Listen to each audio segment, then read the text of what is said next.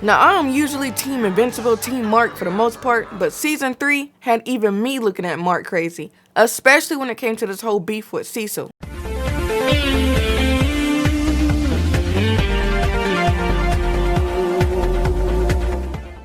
Now, I was not prepared for a lot of things when it came to the third season of Invincible. Crazy things have been happening left and right, but one thing I truly wasn't prepared for was the whole beef with Cecil and Mark. It mainly caught me off guard because after everything that happened with Omni-Man, who in their right mind would have guessed that things with Mark and Cecil would go south as well? I mean, I kind of thought they'd be pretty solid for the most part, but I was wrong. And some of y'all may not agree with this one, but Mark was wrong as well, mainly because he was being a hypocrite. You killed Angstrom Levy.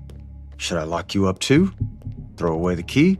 You know that was different. And this is honestly why I believe that Powerplex was needed in this season, because whether y'all like Powerplex or not, Powerplex forced Invincible or Mark to really look down at himself and question a lot of the things he never even once thought about that hard. But before we get any deeper into that, y'all, I want to say welcome back if you're returning, and welcome if you're new. If you're unfamiliar with how things are done at this channel is a variety channel, meaning that there is something for everyone here.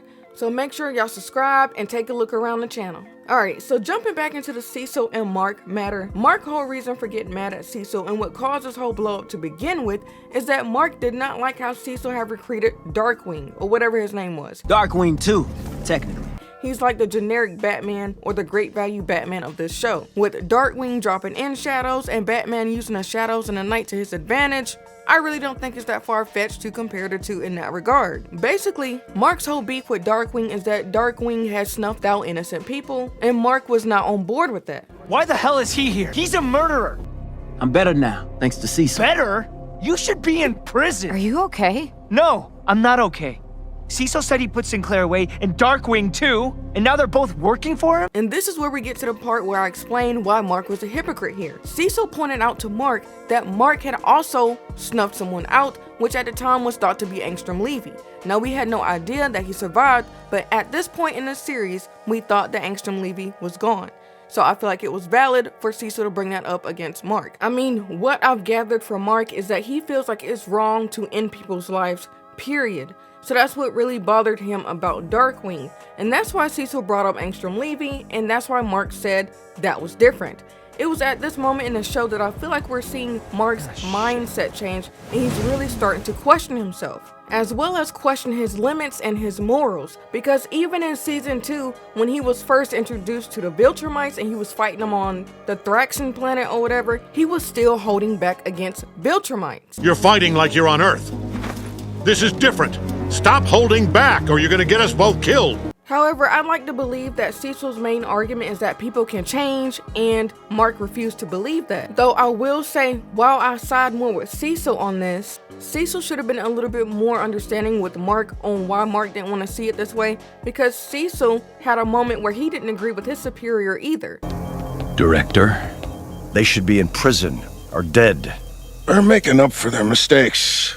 Mistakes, that's what you call it? In addition, there's one more thing I want to take Cecil's side on. A lot of people feel like Cecil went way too far with Mark, and y'all gotta understand what Omni-Man did and what he put everyone through. Honestly, Cecil would be absolutely stupid if he did not have some form of contingency plan after what happened with Omni-Man. Not only that, he warned Mark several times, but Mark was persistent, Mark would not listen, so Cecil did what he had to do. And to me, it's just that simple. Now, earlier I talked about Mark's mindset changing, his morals changing, and how he views certain things changing. And another good point of that, or another good example of that, besides Angstrom Levy, would have to be Mark offing Immortal in another timeline. And the main reason I bring this up is because we're seeing more proof of Mark changing in real time. Mark did not want to end Immortal, but Immortal wanted it, which sounds crazy, but Immortal did not want to suffer anymore. He did not want this life.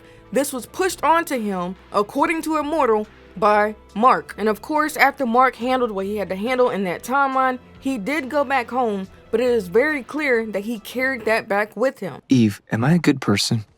Of course you are. What happened there? Something else I kind of want to praise season 3 of Invincible for is how well they set up the villains. I don't think we were told their names, or I probably didn't pay too much attention to their names, I'm not gonna lie to y'all, but there's this couple, they were villains, and they were struggling to make ends meet, and that's kind of how they got their foot into crime, but then they tried to do things the right way, but they ultimately couldn't get away from crime to survive.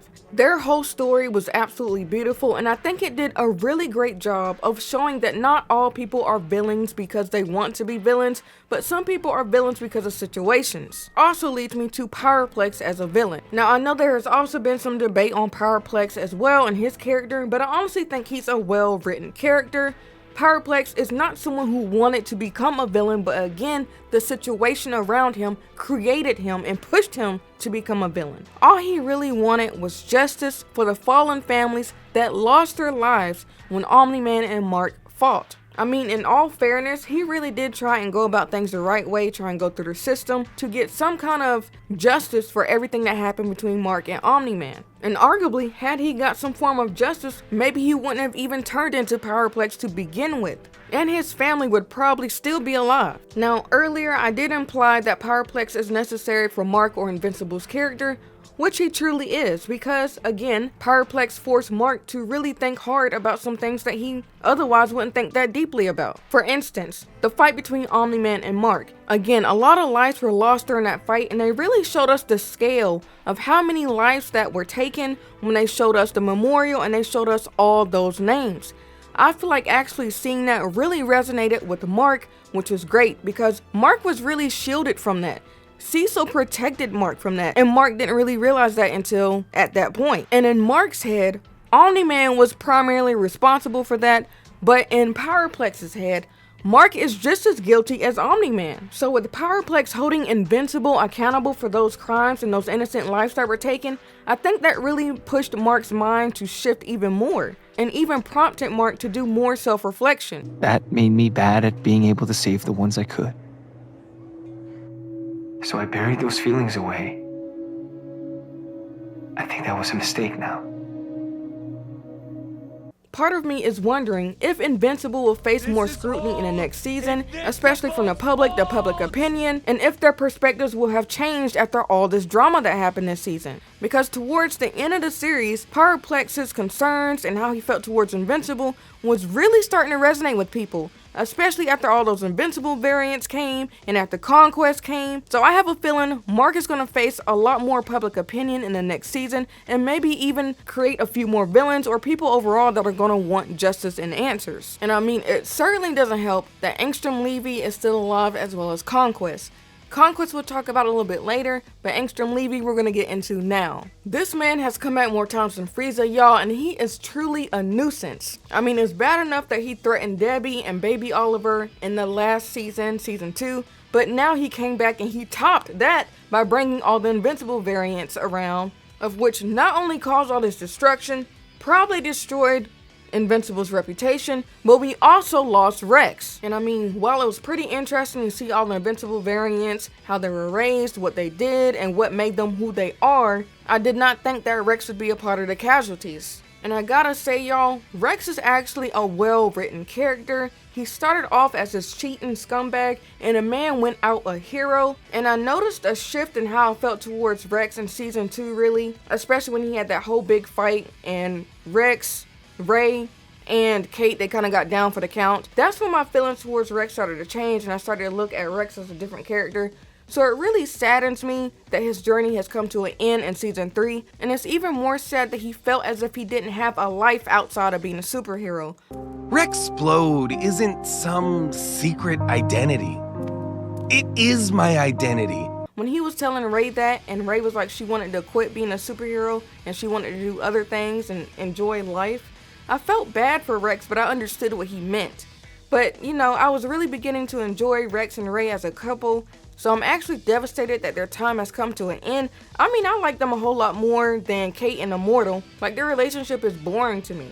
And it's kind of crazy how they get to have a happy life and settle down, but Rex and Ray won't get that. Something else I want to get into, y'all, is Conquest. This happened right after Invincible variants and Angstrom Levy left, so that's not something I was expecting to see, another threat that soon. Plus, Mark was clearly angry. Angstrom Levy got away again, and I do agree with Oliver. Oliver told Mark to get rid of him, and Mark did not do so. And by the time Mark made up his mind to get rid of Angstrom Levy, which further proves what we were talking about earlier with Mark's mindset slowly changing, his morals slowly changing, it was too late by then. Anyway, Conquest showing up gave Mark or Invincible the perfect opportunity to blow off some steam, except it was kind of one-sided and Invincible was kind of getting bodied. There were really two things I enjoyed about this fight. The first thing I enjoyed was seeing Oliver have Mark's back. Now he did get kind of knocked out of the fight fairly quickly, but it's still the thought that counts. I was a little bit worried about Oliver at first, especially after he ended the Mauler twins.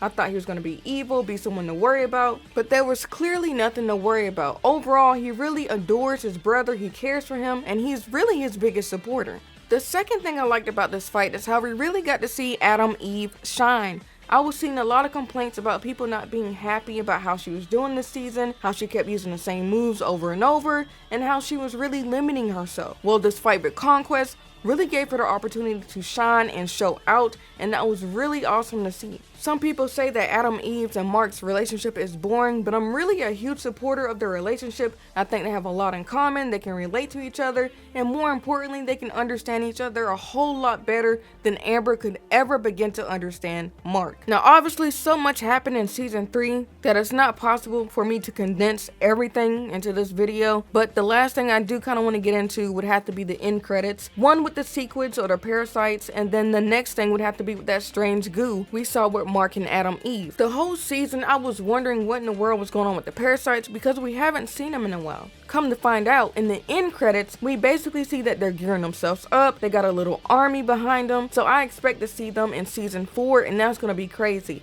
Because it's going to be threat after threat after threat, and at this point, I'm feeling really bad for Invincible. I fear for his reputation and his sanity. I mean, one can only go but through so much. Then it's kind of crazy how Cecil still kept Conquest after Mark told him not to do so. Now, I'm not behind Cecil with this one. I get that there are some things Cecil may want to know and learn about the Viltrumites and all that, but after all it took for Mark and Adam Eve to take Conquest down and how intense that fight was, why would you even risk it? Also, as far as the goo we saw on Mark's clothes when Adam Eve and Mark was about to get down to business, I'm wondering if that's a consequence of her new powers or a side effect or something of the sort.